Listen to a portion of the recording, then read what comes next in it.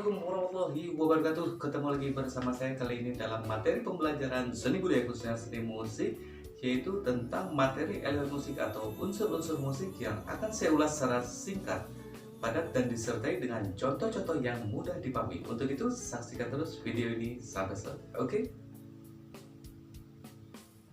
Untuk materi elemen musik atau unsur-unsur musik itu terdiri dari beberapa subtema. Yang pertama adalah nada, kemudian yang kedua media, yang ketiga ritme, yang keempat notasi, yang kelima melodi, yang keenam harmoni, yang ketujuh tonalitas, yang kedelapan tekstur, dan yang kesembilan gaya musik. Yang pertama adalah nada. Pengertian dari nada adalah besarnya frekuensi yang dibunyikan dan merupakan unsur utama dalam sebuah karya musik, baik itu lagu maupun permainan alat musik. Dalam bahasa Sunda, nada itu disebut dengan genta, sedangkan tangga nadanya disebut dengan bangkai nada. Dalam bahasa Jawa, nada itu disebut dengan titik laras, sedangkan tangga nadanya disebut dengan laras. Ada tiga unsur yang membedakan antara musik dengan bunyi lainnya. Yang pertama adalah pitch, kemudian yang kedua adalah dinamika, yang ketiga adalah timbre. Yang pertama adalah pitch. Pitch itu adalah tinggi rendahnya nada. Tinggi rendahnya nada ini berkaitan erat dengan getaran suara yang dihasilkan oleh suara manusia maupun permainan alat musik.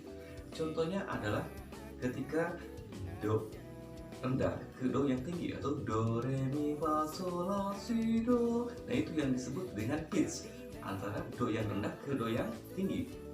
Atau dalam gitar ini kita bisa buktikan bagaimana semakin banyak getaran nadanya akan semakin tinggi, dan sedikit getaran nadanya akan semakin rendah. Contohnya seperti ini dapat kita lihat di senar nal. Jika kita petik, dia akan menghasilkan nada yang dipetik dan keras akan menghasilkan nada yang tinggi karena getarannya pun akan semakin banyak. Tapi ketika kita petik dengan rendah atau kita petik dengan pelan, maka nadanya akan rendah karena getarannya sedikit. Seperti ini.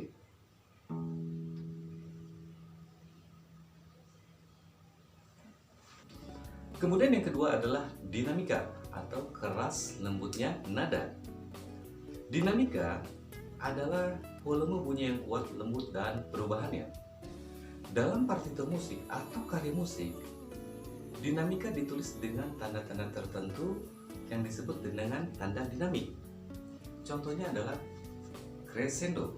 Crescendo adalah semakin lama semakin keras. Artinya nyanyi pada saat kita menyanyi itu semakin lama semakin keras. Kemudian kebalikannya adalah decrescendo. Decrescendo adalah semakin lama semakin lembut, artinya dinyanyikan semakin lama semakin lembut. Kemudian ada forte, artinya keras, kemudian fortissimo sangat keras, dan mezzo forte yang artinya adalah agak keras. Kemudian ada piano. Piano artinya adalah lembut, kemudian pianissimo itu sangat lembut, kemudian mezzo piano adalah agak lembut.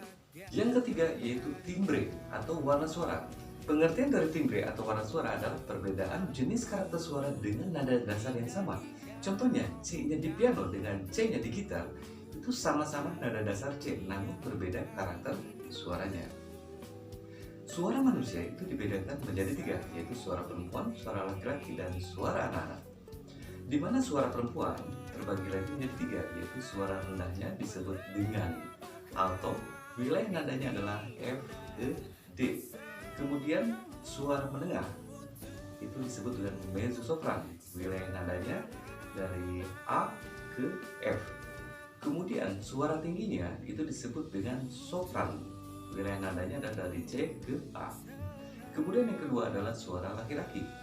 Suara laki-laki juga terbagi menjadi tiga, yaitu suara rendahnya laki-laki yang disebut dengan bass, itu wilayah nadanya adalah dari F ke D.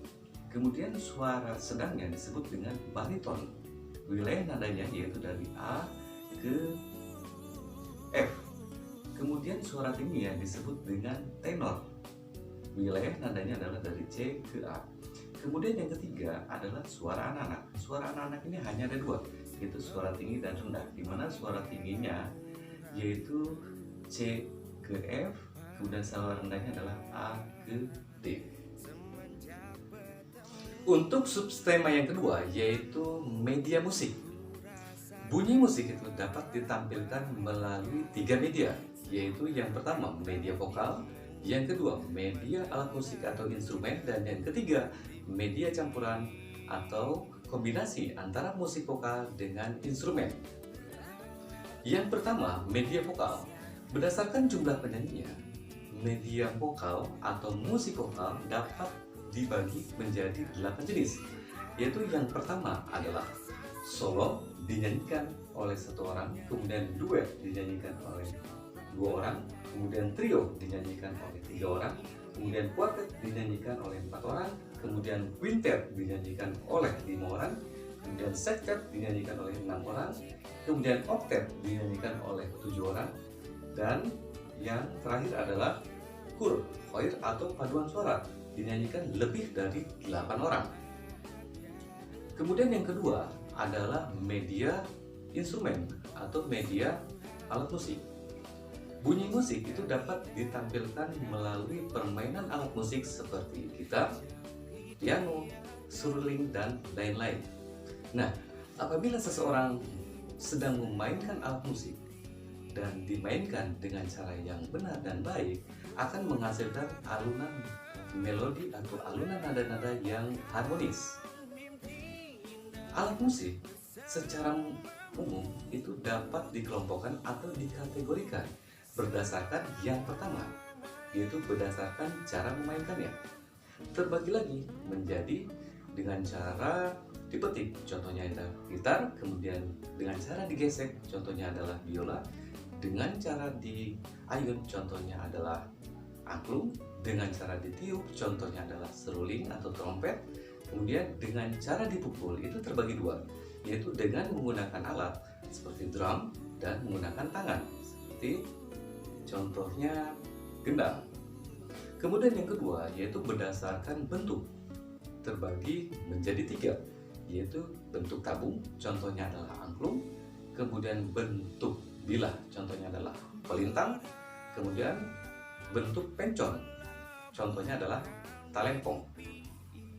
Kemudian yang ketiga yaitu berdasarkan fungsinya, terbagi menjadi 2, yaitu alat musik melodis, yaitu alat musik yang digunakan untuk memainkan rangkaian melodi pada sebuah lagu, contohnya piano, gitar, dan seruling. Kemudian yang kedua adalah alat musik ritmis. Alat musik ritmis adalah alat musik yang digunakan untuk memberikan irama pada sebuah lagu, contohnya adalah keyboard, gendang, dan lain-lain. Kemudian yang keempat yaitu berdasarkan bahan yang menyebabkan suara, terbagi menjadi 5. Yang pertama adalah idiofon. Idiofon adalah bunyi yang dihasilkan dari alat itu sendiri, contohnya adalah kentongan. Kemudian yang kedua adalah aerofon. Aerofon adalah bunyi yang dihasilkan dari udara yang terdapat pada alat itu, contohnya adalah seruling dan trompet. Kemudian yang ketiga yaitu membranofon. Bunyi musik yang dihasilkan dari kulit yang ditegakkan pada alat musik, contohnya adalah drum dan gendang. Kemudian kordofon adalah bunyi musik yang dihasilkan dari gawai atau senar yang direkatkan atau diikatkan pada alat musik, contohnya adalah gitar, kecapi. Kemudian yang kelima adalah elektropon. Elektropon itu adalah bunyi musik yang dihasilkan dari sinyal sirkuit elektronik, contohnya adalah keyboard.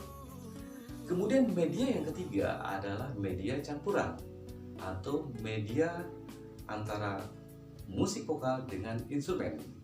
Kombinasi antara musik vokal dengan instrumen itu dapat terjadi ataupun dapat dilakukan satu kerjasama yang apik antara pemain dan penyanyi agar menghasilkan alunan-alunan nada-nada yang harmonis dan indah.